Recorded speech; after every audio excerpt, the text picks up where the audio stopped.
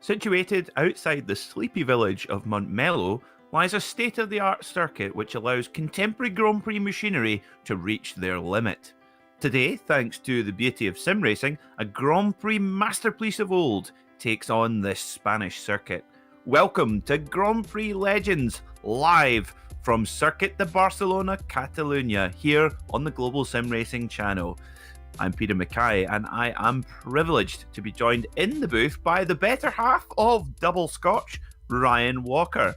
Behind the scenes is our director, Sean Ambrose, using camera angles perfected by Dougie Beard. Now, this Grand Prix circuit has the peak of motor racing come to visit on 2 and 4 wheels. Here is our Global Sim Racing Channel track guide to show you all about it.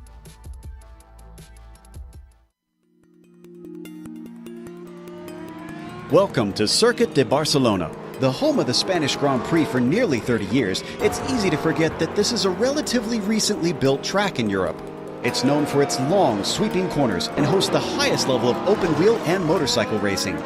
Placing an emphasis on a good aerodynamic setup with high downforce cars, it's often overlooked that it offers plenty of overtaking for lower-tier racing as well. In fact, most don't take into account that this adaptable track has 5 different layouts to choose from.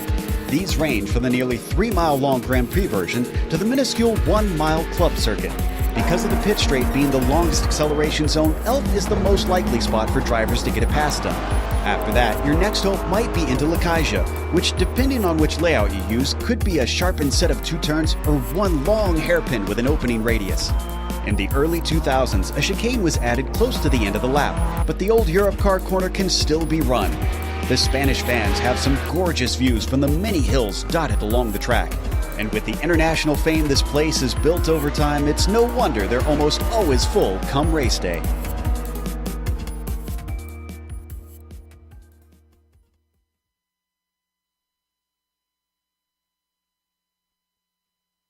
So there you are then. That's the way around this state-of-the-art circuit here, just on the outskirts of the beautiful city of Barcelona and just outside the beautiful village of Montmeló. Joining me from another beautiful village, Grangemouth, is Ryan Walker. Ryan, how are you today, my friend? Well, I wouldn't say it's historic, but anyway, yeah, it's good to be here, Peter, and yeah, I'm doing good.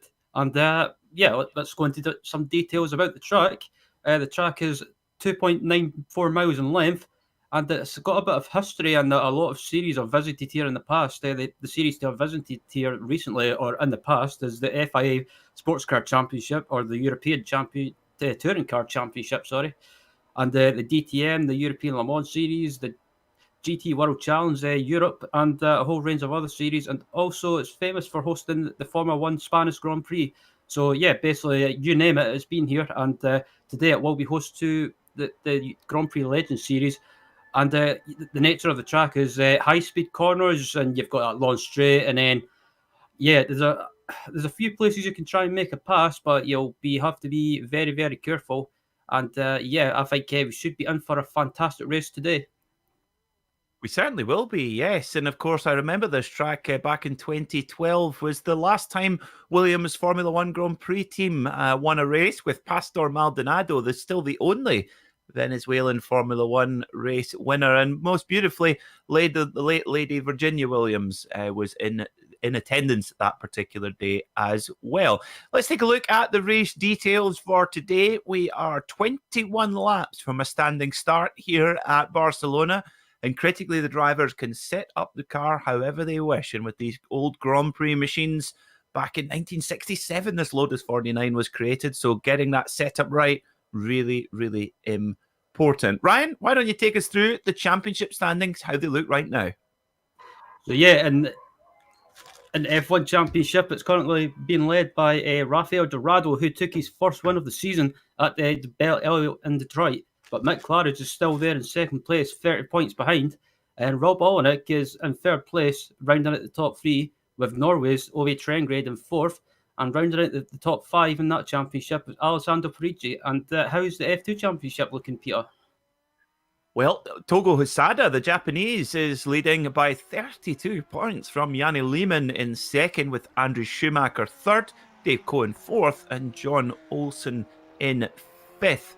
In the Nations Cup, well, it's that great Formula 1 racing nation of Brazil leading the United Kingdom by 36 points, with the United States in third. And then the Scandinavians, Finland and Norway in fourth and fifth position. So, as you can see, the cars are roaring onto track right now for their solo qualifying session under, well, a slightly moody sunset here in Montmeló, Ryan. Yeah, but it's a bit strange that it's normally Barcelona or Spain in general is always a sunny place, but at the moment it's not too sunny, but nevertheless, yeah, we've still got some racing it to go on today, so that should kind of be a bit of a positive. And I think looking at some of the drivers in this race today, we should be in for a fantastic race. And I think Rafael Dorado, with the form he's on at the moment, I wouldn't rule him out of taking another win, as we look at Rob Olenek just coming across the line now. Well, Rob Olenek, he's got a. I hope certainly got a tiger on his car. Let's hope he's got a tiger in his tank as well. To coin an old SO rising slogan.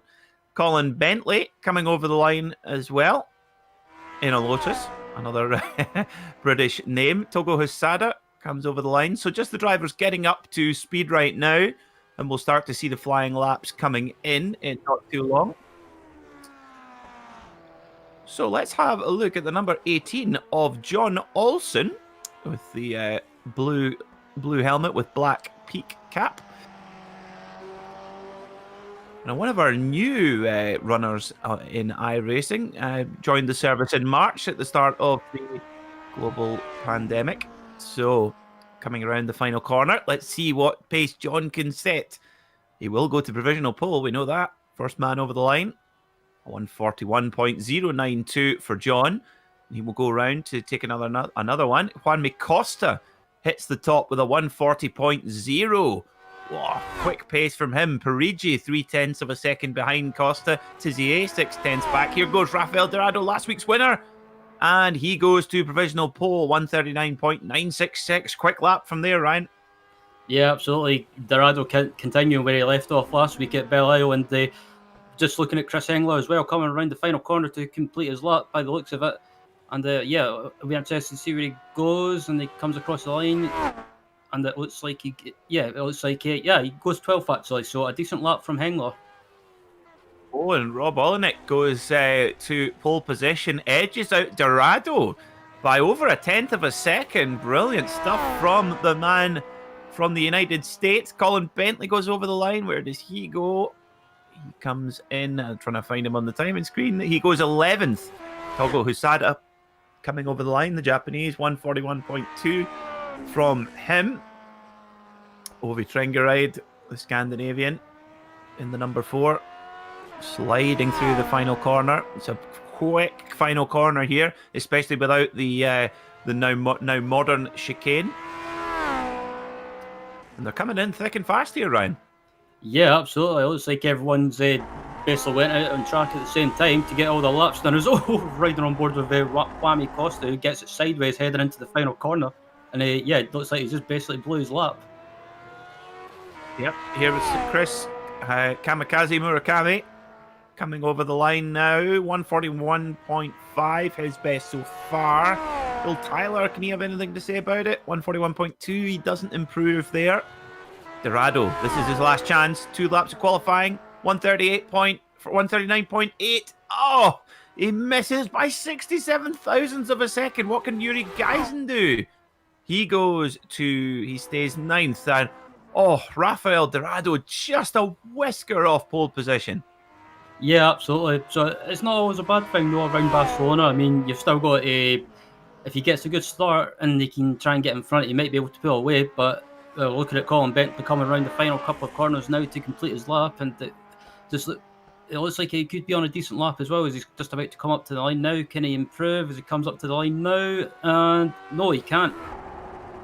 Just almost identical pace to his first lap there, but you're absolutely right, Ryan. Here at Barcelona, there is a long drag down to turn 1, so if Rafael Dorado can get the launch from the standing start, he has every chance of getting through turn 1 in the lead. He's on the front row of the grid, which is the crucial part. Let's see if Ove Trengeride can break any hearts here. He goes to 140.1, and he goes to 4th position.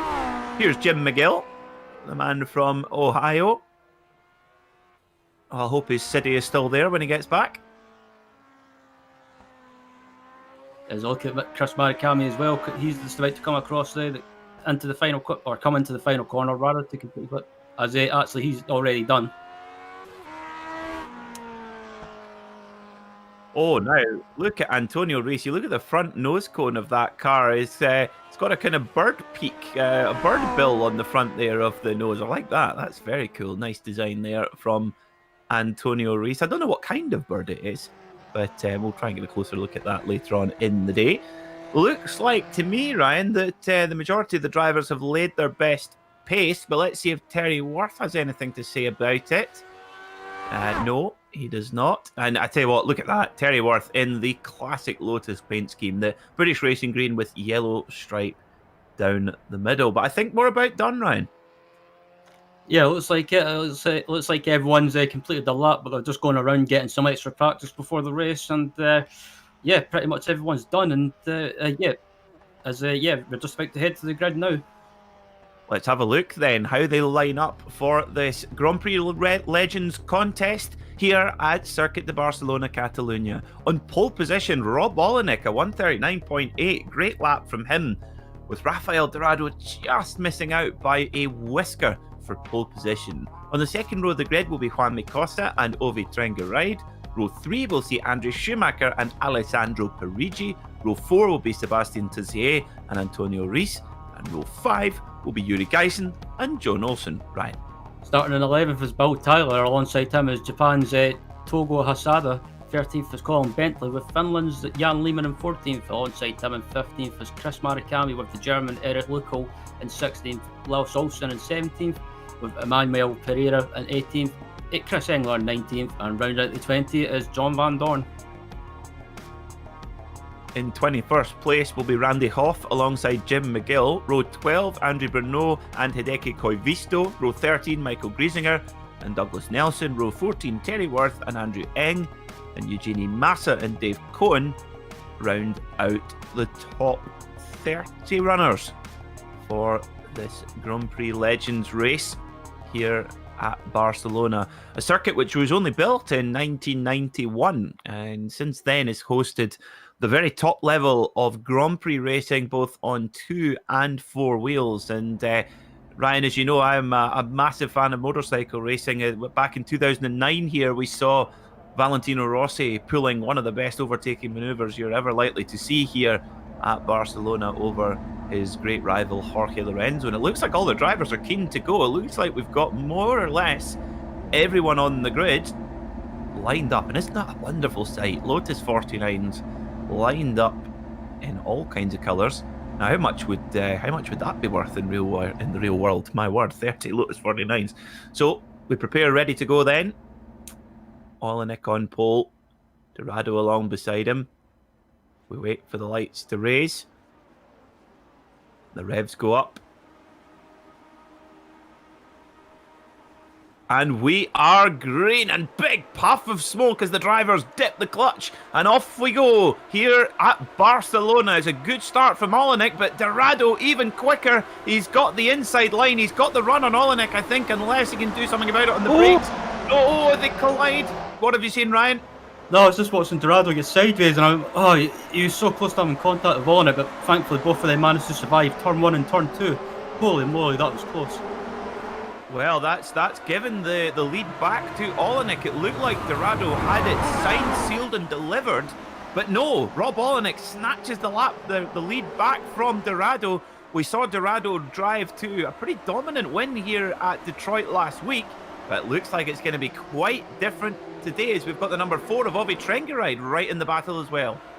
Yeah, absolutely. And with Mick Clary's not being here today again, this is Dorado's best chance to just finish well and pick up some more points and not do anything too hasty. He needs to think about the championship.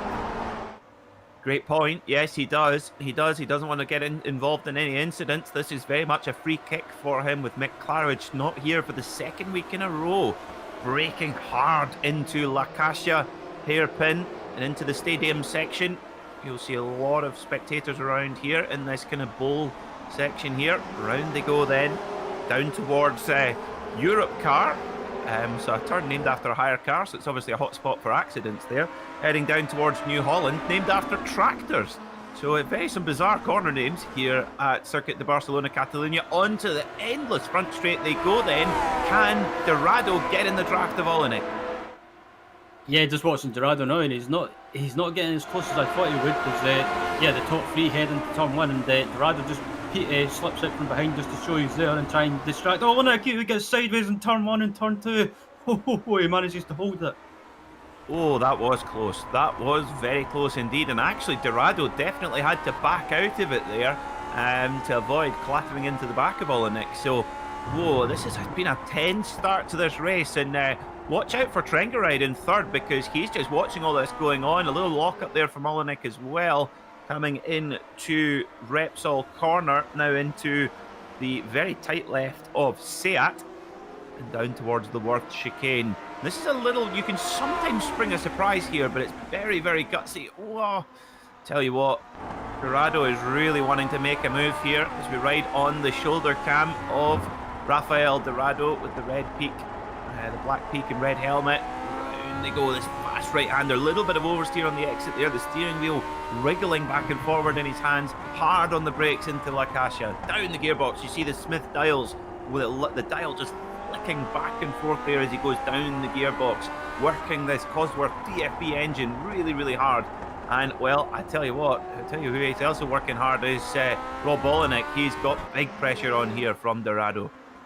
Absolutely, and both of these guys can't afford to slip up, especially Dorado, because just sitting there in the popcorn position in third place is Ovi Trengrade. If either of these two in front of him get caught up, he'll be there to pick up a couple of places as they cross the line. And Rob Olenek with the fastest lap of the race so far, a 1:40.295.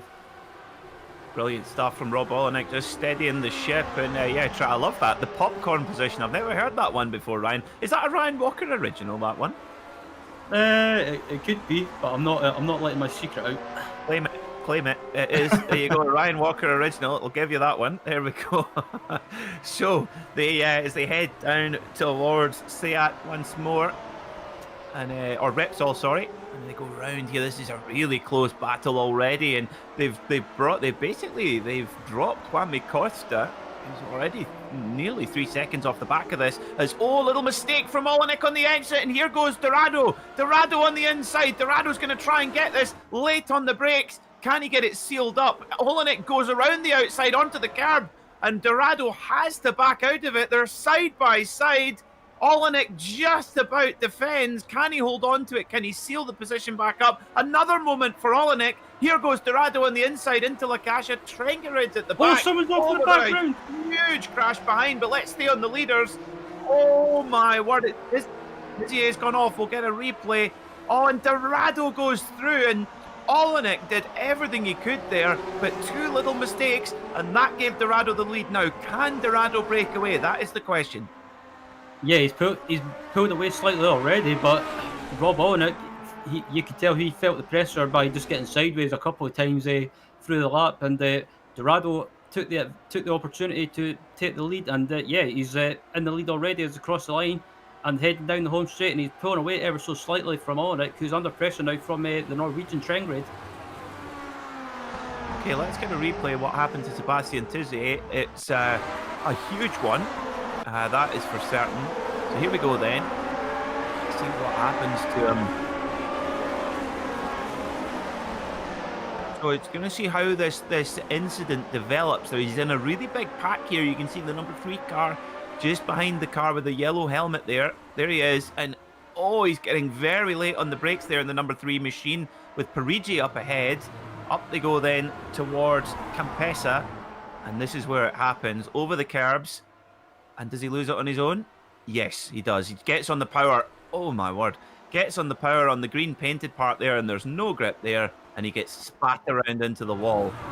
Okay, so we're back at the front then, and Dorado leads, but Rob Olenek he's really got to try and upset Dorado's rhythm, Ryan, because if he lets Dorado get into that rhythm, I don't know if he's got the pace to match him at this point. Yeah, I'm not sure if he has or not. And also, Rob Olenek, he's actually not... his Olenek gets sideways again, and he seems to be really struggling. I don't know if it's something to do with the track conditions, or maybe something like tyre pressure is not suiting these track conditions or the track temperature, but Olenek is just struggling big time, and Dorado, the more they go around, the more he's pulling away. Yeah, he was. I mean, Rob Olenek was having to really throw a lot of big block manoeuvres, perfectly legal, of course, but now he's not going to worry about Dorado. He's got to worry about Trengerud behind, and Rafael Dorado, a 139.6. Wow.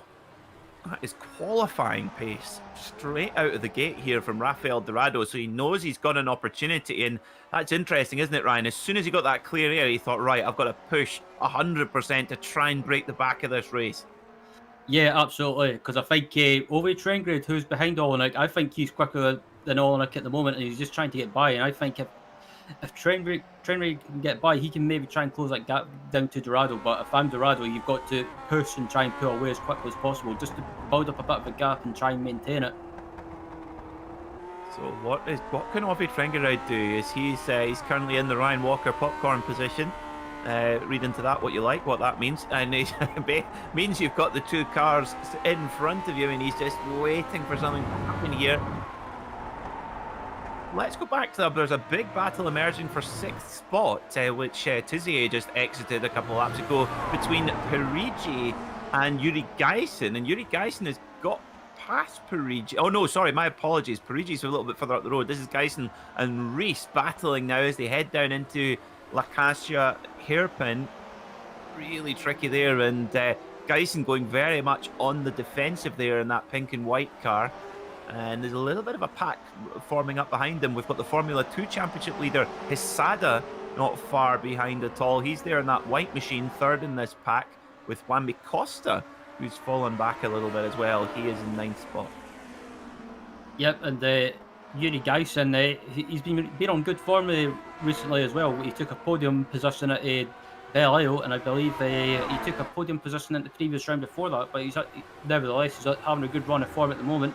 But on this occasion, he's having to, at the moment, watch behind him and keep an eye on Antonio Ruiz. As it looks like someone is making a move. It looks like Wambi Costa. Yeah, big move there on the brakes from Wambi Costa. Of course, you've got a long time down the front straight to prepare that move. You get into the slipstream, and then you've got quite a long braking zone. These cars have a very, very long braking zone there, from right at the very top of top gear, and then down to about 2nd gear for the chicane. So, what a start to this motor race here at Catalunya. This is it. Oh, Geisen makes a mistake. He's got it really big and loose, but he's hung on to it just about. He'll lose a couple of spots, 2, possibly 3. He's definitely lost 2 spots as Costa goes by, but then he's thinking, no, you don't. I'll just cut back around the outside. Whoa! Yuri Geisen, what a recovery. Brilliant stuff. Oh my word, what a counter move. Ryan, how do you call this one? Yeah, just watching on board from Yuri Geisen as well. Is on the braking, he turns in and he gets it sideways, and he does a big drift. And yeah, if they were ever making a movie in Holland, they would probably call it the Netherlands drift. Indeed, yeah, absolutely. Geisen drift, that was fantastic. But then made the amazing counter maneuver to keep Wambi Costa behind him. Really, really gutsy. Great recovery there. Brilliant stuff from Yuri Geisen. Get a snapshot of that moment. We're already at a 3rd race distance. This is going by it flat. So let's go back to Rob Olenek. Dorado's checked out. He's 1.7 seconds up the way. So this is the battle for 2nd place as it stands. Rob Olenek versus Ovi Trengeride. And, well, who is going to have the measure here? They look so evenly matched as Dorado is out at the front laying down qualifying laps. This is, well, you can see the focus in his eyes there, Ryan. His eyes wide as stalks there. Yeah, absolutely. And Dorado's basically just said, I'll see you guys later. You just scrap them amongst yourselves, and I'll pull away and just, yeah, see you after the race. But all in it, he just seems to be, he wasn't, as it looks like Toko Hasada's had a problem.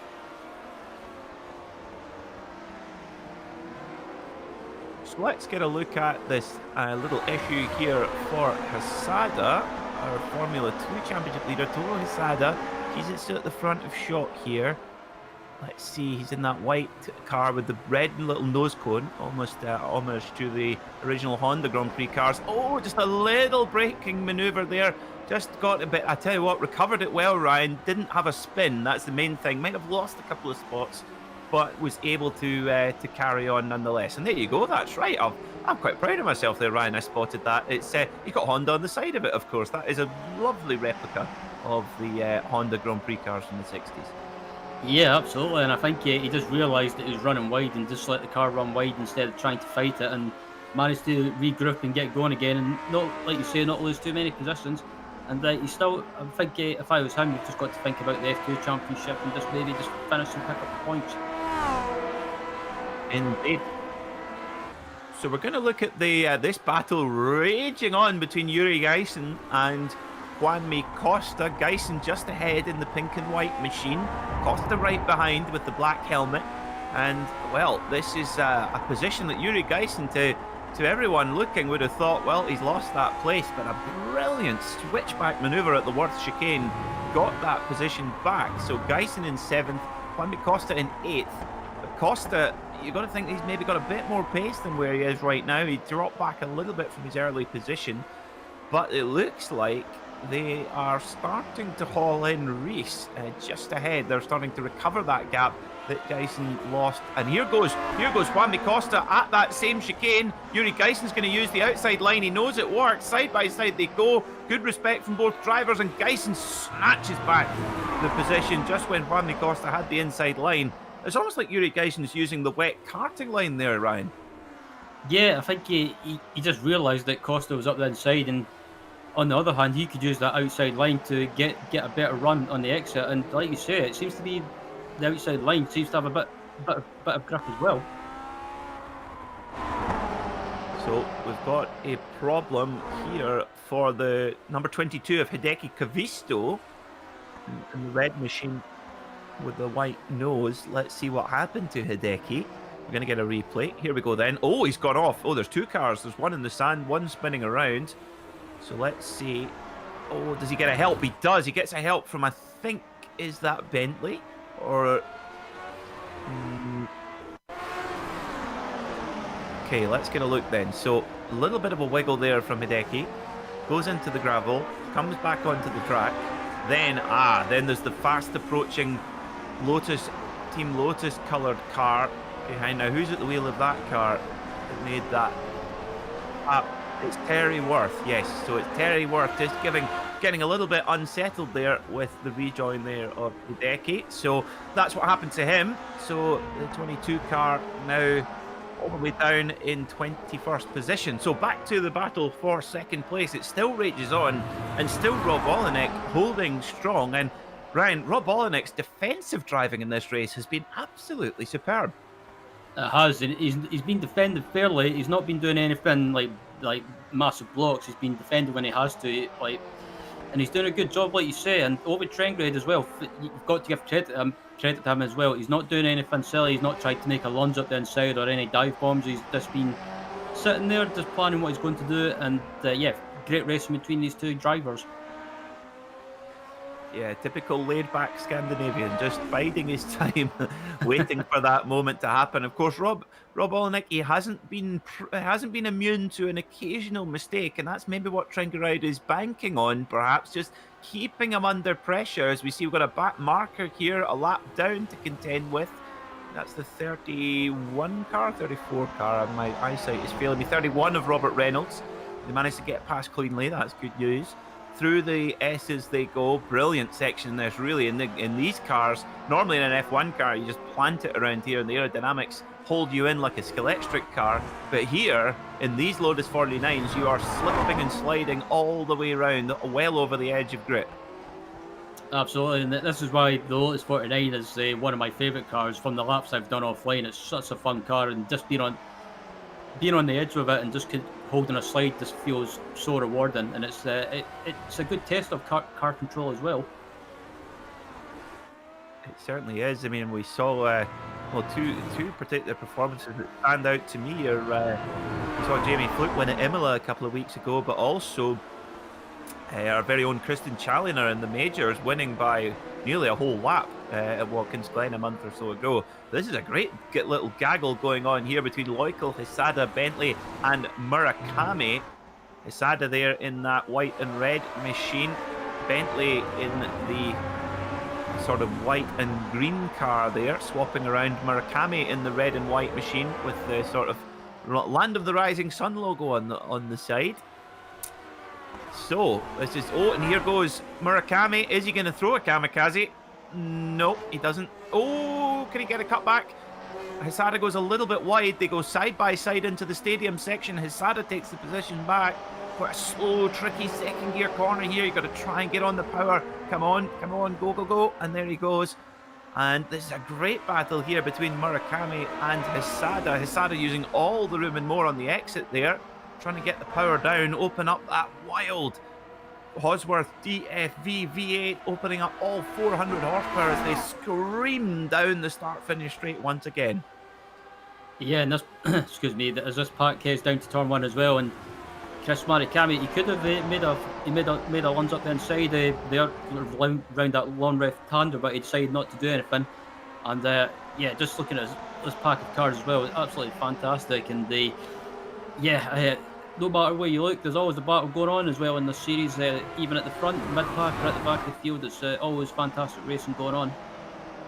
Absolutely, and the thing I love about this, Ryan, is that if you want to have a go, you can come along here and enter this race. It's every Saturday at 1:30 GMT. Get the practice in during the week and come and give it a go here live on the Global SimRacing Channel. And these Lotus 49s, they are such cool cars to drive. And I have to say, they're a treat to commentate on, Ryan, because the thing about racing cars is it's Costas. We're going to have a look at Costa and Reese now, having a little battle. As you say, these are such good cars to watch because they've got such good body language. They've got such movement in the suspension. You can really see the body language of the car. So let's see Juanmi Costa. He's made his move here. Let's see how he pulls it off. Here he goes, up the inside, on the brakes. Classic manoeuvre, very nice and clean. Yeah, he managed to get the car stopped under braking and get the move done. And he didn't lock up or panic or anything like that. He just kept his cool and managed to get the move done. So yeah, credit to both guys for giving each other space as well. As the battle for second place is still going on between Olenek and Trengrade, and it's closer than ever before. It is, yeah, absolutely. Trengrade, you can tell he is just wanting to maybe think about his move. He's now starting to fill the mirrors of, huge lock up there for Rob Olenek, and I think that just slightly unsettled Trengrade a little bit, caused him to check up slightly. And what a great camera this is by the ever-talented Dougie Beard. You can see the suspension travel. We're looking at, well, the greatest Grand Prix engine of all time, the Cosworth double 4-valve, or DFV, as it's known. And one of the greatest sounding engines as well. It's just so special. So you can see there, look at the suspension travel under braking there, and Trengrade, he's kind of got it all to do again, Ryan. He was right there, ready to make a move, and he's just had to drop a couple of car lengths back. Yeah, absolutely. But he just got, like you say, he got unsettled by Olenek having a huge lockup, and he just had to back off slightly, not to run into the back of him. And he lost a little bit of time, but again, he's closing that gap down as they head into the final couple of corners. And Trengrade, he just throws that car into the final corner and gets a little bit sideways in the middle of it, and it's absolutely fantastic to watch that Scandinavian car control. So we're going to look at the battle for 10th spot between Loikel, Murakami and Bentley. And Bentley having a look up the inside of Murakami here. This is a tight manoeuvre. This is the Valentino Rossi corner to make the overtaking. And Colin Bentley gets by. Brilliant stuff to get a move stuck there. And Murakami, well, he'll have almost a degree of appreciation for that one, Ryan. That bold manoeuvre there in the stadium section. I mean, it's very difficult to overtake on a motorcycle, let alone a wide open-wheel Grand Prix car, but he makes it work, and Bentley's very late. I think he might... can he get it stopped? Just. I thought Bentley was going to outbrake himself there, and he manages to just close the line up and keeps the position from Murakami. And look at that, Hisada now coming onto the back of this pack too. Yeah, absolutely. Colin Bentley, I have to say, it had a bit of a Valentino Rossi. Bentley locks up slightly and runs wide, and that gives Murakami a chance to try and sneak up the inside, but he can't do it because Bentley will have the inside line for this left-hander they're coming up to now. Yeah, Bentley just shutting the door a little bit there on Murakami, and Hisada, he's now in the popcorn position, isn't he? He's just sitting there, chewing away at his... now, I wonder whether he would go for sweet or salted popcorn. I have to say, Ryan, I'm more of a salted popcorn. What do you prefer? I like a bit of both, but I prefer salted. There you go, Ryan Walker, a fan of salted popcorn, if you were wondering, what viewers. As we go back to the action here at the Kasha hairpin, Murakami now having to worry about Hisada behind him, and Bentley. I was just cursed it there. Bentley's looking to pull away now, and he's had a big lock up on the brakes. Yeah, so he maybe shows that he's pushing to try and get away from Marikami, but I think it shows that all these guys are pushing because being in this battle. And just up ahead as well, it looks like they've got Yuri Geisen as well, but he's just he's got a bit of a gap to these guys behind. He does, yeah. Yuri Geisen unfortunately dropped off the battle with Reese and Costa. They managed to break him away. Here goes Hisada. Oh, that was close. Oh, that'll pucker. Oh my word, that was close. And how there wasn't an incident there, I will never know. Hisada just pulling up just in the nick of time and not making contact with Murakami, and I can imagine that both of those guys are twitching like a rabbit's nose at the moment, Ryan. Absolutely, I would have said something else, but we're on a broadcast, so I'll keep it clean. But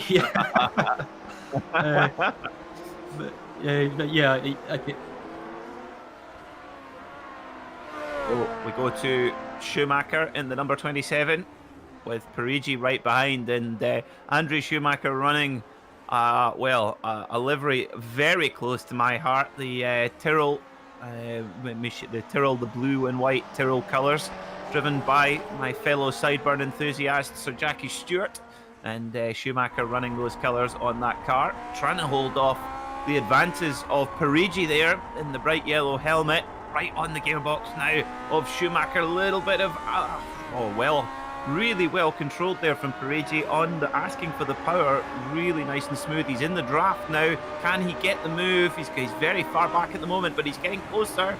Can he get the move? No, he's just gonna tuck in behind Schumacher. Can Parigi find a way to get past and nick fourth position? We've only got 7 laps to go here, Ryan. It's now or never, really. Yep, absolutely. This is the closing stages where everyone that's in a battle decides to make moves and decides to get on with it, because when you can't really afford to wait around too much, especially around a track such as Barcelona. You've got to take your opportunities when they come. Andre Schumacher going really defensive there and locks it up on the brakes. Is that going to open the door for Parigi? Almost. Now, will Parigi be able to dive up the inside here? Schumacher goes slightly defensive again, parks it on the apex, and will Parigi... Oh, this would be bold. This would be bold. It is bold. Parigi goes up the inside, and Schumacher goes, oh, if you want it, you can have it. No way am I trying to shut that one off. What a move, Ryan Walker. Absolutely. The only reaction... Oh, no! Oh, no! They've taken each other off. Oh, drat.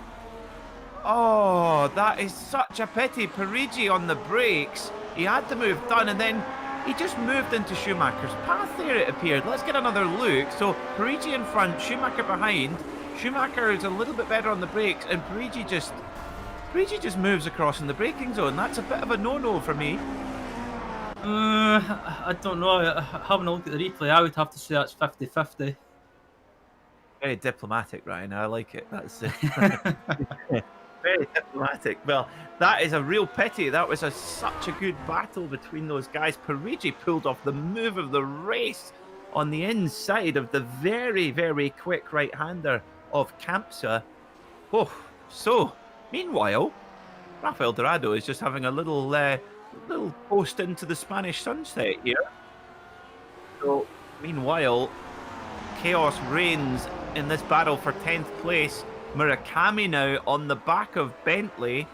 Loikel just up ahead, and Hisada not far behind either. So there's a real gaggle here. 6 laps to go here in Barcelona. Who is going to get into the top 10 here amongst this battle? They're in a close formation. Bentley just has a little look up the inside there of Loikel, and Loikel now having to look behind, heading down into Seat. Oh, this is a tricky braking zone here. A couple of lockups there, little small lockups. But Loikel just about hangs on. Bentley goes wide, and here comes Murakami. Murakami, is he going to throw a kamikaze? No, he's not. He decides against it. And they all follow in formation then again. But Murakami has another look. No, he's going to have to wait for the Kasha hairpin. Yeah, he's still got his battle going on as well, and fantastic racing between these 4 drivers as well, and they've been pretty much close together for most of the races. Murakami, sorry, I'll get that right, as he tries to make a move up the inside, and yeah, he's up the inside. Can he get the run? He's up the inside. He's just about got the move done. He gets it done. Fantastic move. Oh, that's an amazing. Yeah, that is an absolute cracker. Around the outside and then slams the door shut straight in the face there of Loicle. Well, what a motor race this has been. Indeed. So Murakami then is up from, sorry, that was Bentley, my apologies, that he was making that move on. Loicle up ahead, that's Murakami's next target, heading down. Oh, be careful, you got to be really careful braking on that curve there and on the grass.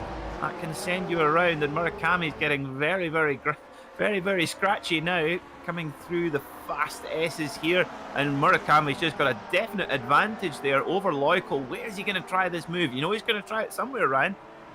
Yeah, he's all over the back of Loicle, and he's trying to make a move. I thought Loicle was going to run wide there for a minute, but Murakami, he's getting real racing out, and at the moment he's gained one position. Can he try and get another one? Indeed. Let's see. This is the battle for 9th place now. Loicle up ahead in the number 15 car, the green machine there, with Murakami in the red and white car with the number 5 on it. Coming through the Kampsa right-hander down towards Kasia. But look at the, oh, goodness me, some Ash Sutton track limits abuse there. Going out of the Kampsa fast. Oh, be careful. Oh, dearie me. Oh, they're all off. Oh my word, they're all off. God. They're all off at Kasia. And who's that? And with the blue helmet going through, I think it's Olsen. No. Oh my word. That all, well, we'll have to get a replay of that because I don't even know where to begin with that incident, Ryan. Yeah, that was unbelievable. It was like, as soon as Murakami and Loicle had contact, everyone else had a bit of synchronised contact as well. And yeah, you don't call Chris Murakami kamikaze for nothing, and he certainly did kamikaze there. Yeah, that was a kamikaze. Yep, no, that was definitely on brand, that's for sure. Just plows into the back of Loicle, and they've all got quite a bit of damage. Look at Murakami's nose cone, a lot of damage there. That will be affecting his performance. It will affect his finishing position now. But Murakami did get ahead of that one, out of that entire melee. He's sort of got 9th position somehow, but now he's got Colin Bentley behind him in the blue helmet there in the number 12 car, and I think, did Bentley get away without damage? I know he would have had a trip to the gravel, but it doesn't look like he's got damage there, Ryan. Yeah, the car looks perfect from what I can see, and it looks like he might have just got away with that, and maybe a slight nudge or whatever, but yeah, car looks pristine. Does indeed. So, what can Bentley do now? You've got a wounded Murakami up ahead, or we think wounded. So we'll come up to Kampsa. So we're going now to the battle for 5th spot. This is the number 6 of Bill Tyler with Antonio Reis behind, and Bill Tyler's just made a move. Let's get a look at it. So here we go then. Coming through Kampsa, the fast right-hander, and down to Kasia Hirpa in a very good place to make the move. He gets an excellent run out of Kampsa. I think Reis is maybe serving a slowdown penalty there. He just saw his nose dip back and forth. I wonder if he was maybe serving a slowdown penalty from the previous chicane. But anyway, never mind. Bill Tyler is by, and Reis is down to 6th. Yeah, excuse me. Yeah, it looks like Reis might have had a slowdown and maybe just decided to let Tyler go early and not hold him up. And Bill Tyler is another driver that's he's been improving this season, or improved the last couple of seasons, and he's getting closer and closer to the front. And at the moment, he's doing well in 5th place, and this will, I'm not sure, but I think this could be his best result of the season so far, I believe, if he finishes in this position. Yep, could be. Yep, he's starting in 11th to make his way up the pack to 5th. Really good drive from Bill Tyler. 3 laps to go here at the Circuit de Barcelona-Catalunya, and Dorado is putting on a clinic. Well, Rob Olenek was holding him off and doing a great job of it, but as soon as Olenek made that tiny mistake, Rafael Dorado just comes through to the lead and is cleared off, putting on an absolute masterclass. Lots of laps in the 1:39, which is qualifying pace. Amazing stuff. And Dorado, we saw him dominate at Detroit last week, and Ryan, it's been the same again here on a circuit that couldn't be any more different. Yeah, absolutely. And this is pretty much championship winning performances by Dorado at the moment. He's doing what he has to do to basically try and keep his hands on this championship as they come close to the end of the season. And Rafael Dorado has put in the work and he's been rewarded.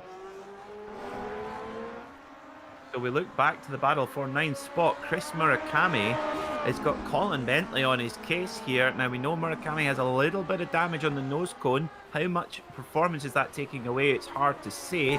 2 laps to go. Riding on board with Colin Bentley. He's in the draft. Murakami moves over.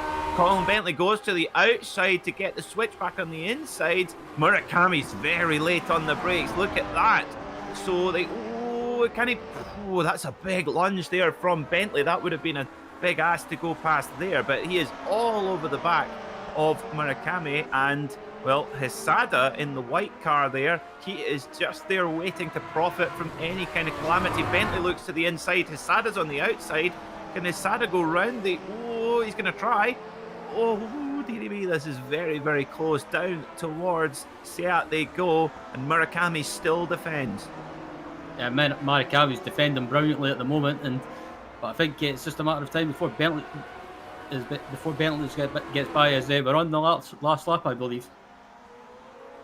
We are. The Rafael Dorado has taken the white flag, signalling the last lap of the race. He's a little bit further up the way, so we are on the final lap. And Murakami looks like he might just be able to get to the stadium section in the lead, and that's critical. Here goes Hisada. Hisada up the inside. Little bit of a lock-up. Colin Bentley goes wide. Hisada tries to turn underneath him. Colin Bentley's able to get the switch back and is able to defend. Hisada goes now for the cutback.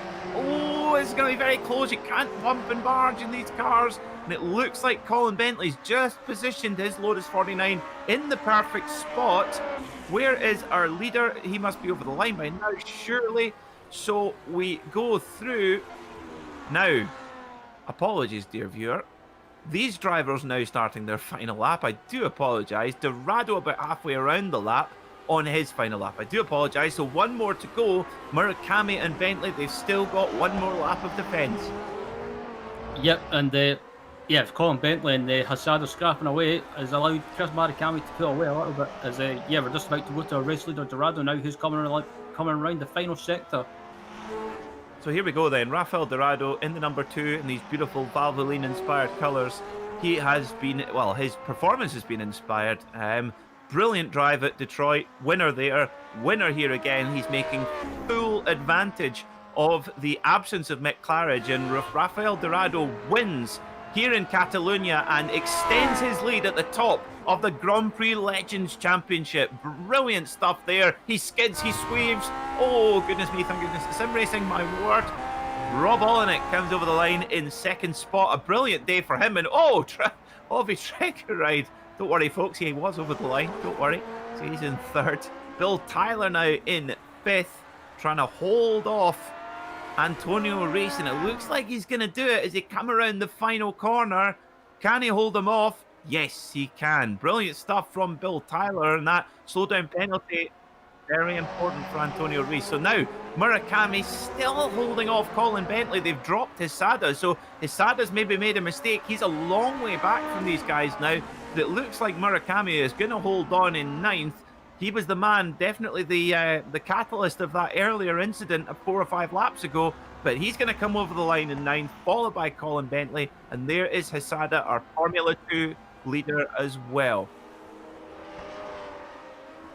Yes, we've got the battle for P20 going on between Andreas Bruno, Dave Cohen, and it looks like Michael Grissinger as well, coming around the final couple of corners. And it looks like Cohen, or Andreas Bruno rather, is going to hold on to his position by the looks of it. Amazing stuff. 21 laps where this is the battle for 20th position. It gets no less fierce the further down the order you go. They come over the line then. Bruno takes that spot there in that little miniature battle.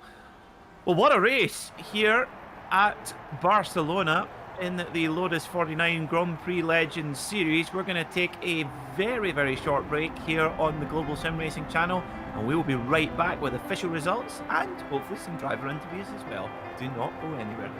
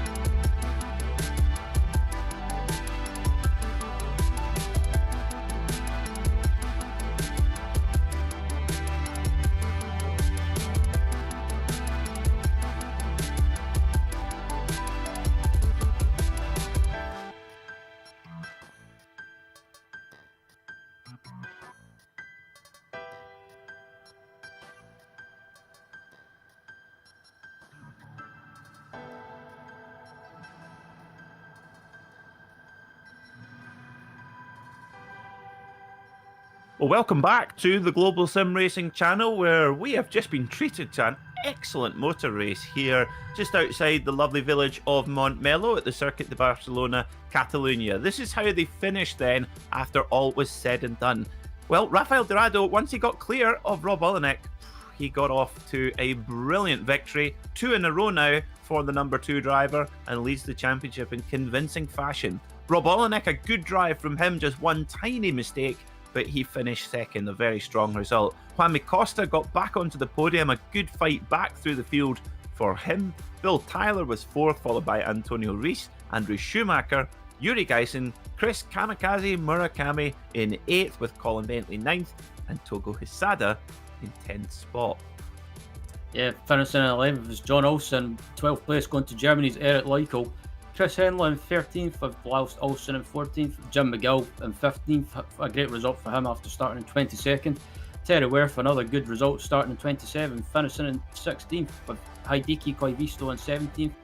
18th was John Van Dorn, Andreas Bruno in 19th, and Dave Cohen rounds out the 20. In 21st was Michael Griesinger, Ovi Trengeride in 22nd. So that's interesting. Ovi Trengeride looking... now, I wonder what happened to him. Anyway, 22nd, he was in 3rd.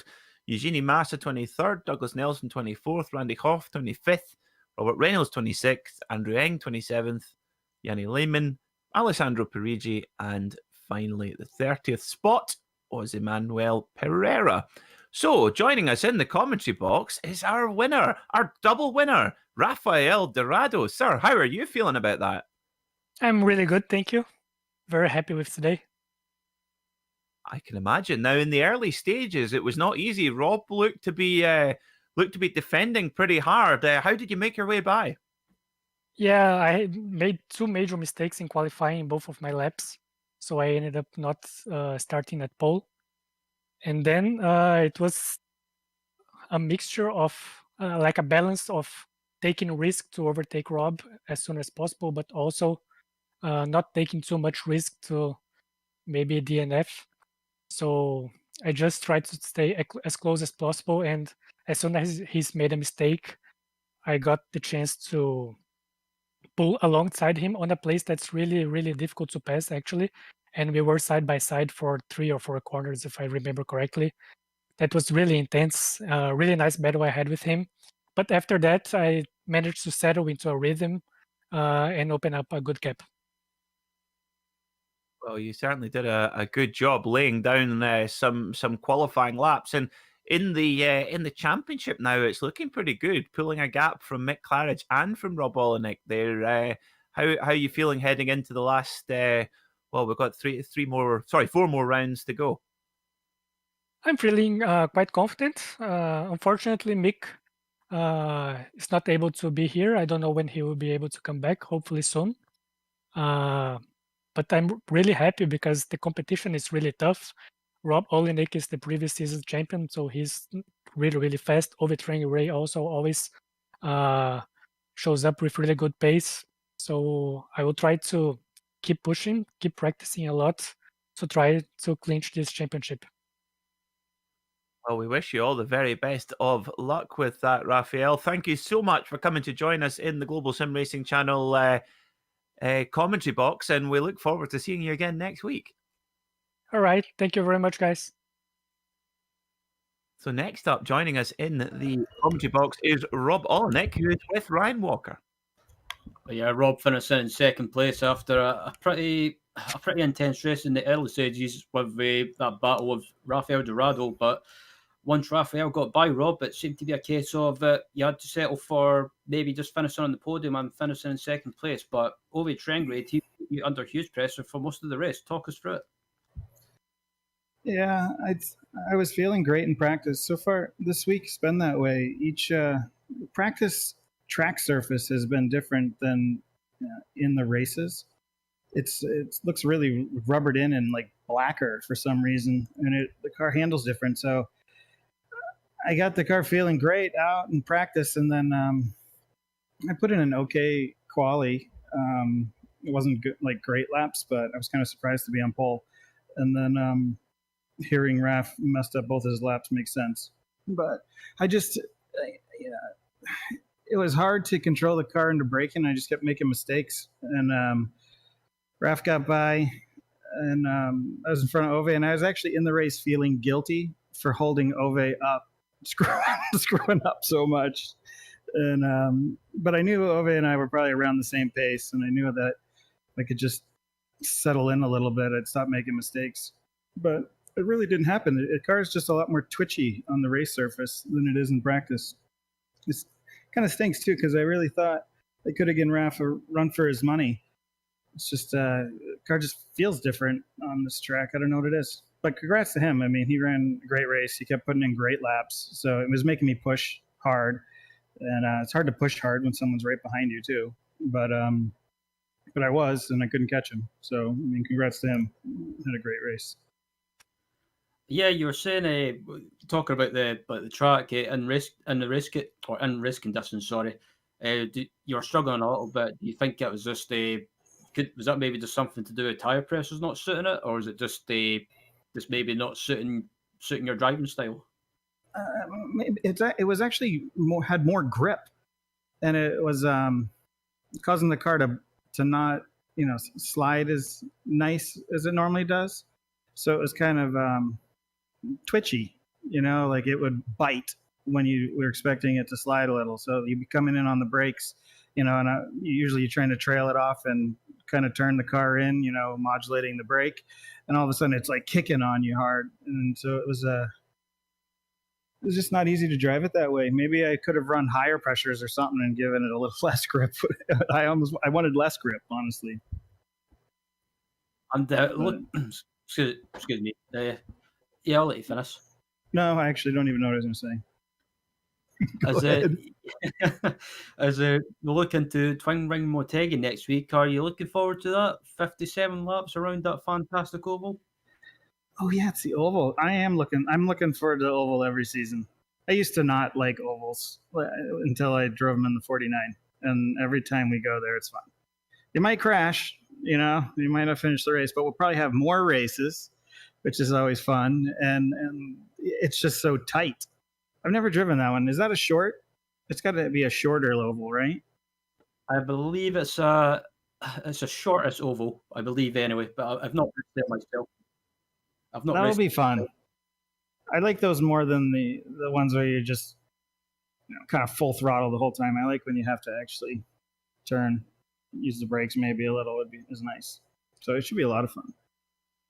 And before we let you go, it's 1.5 miles, we believe. So before we let you go, Rob, is there anyone that you want to give a shout out to? You guys, 49 community. That's really it. Mick, I hope Mick gets his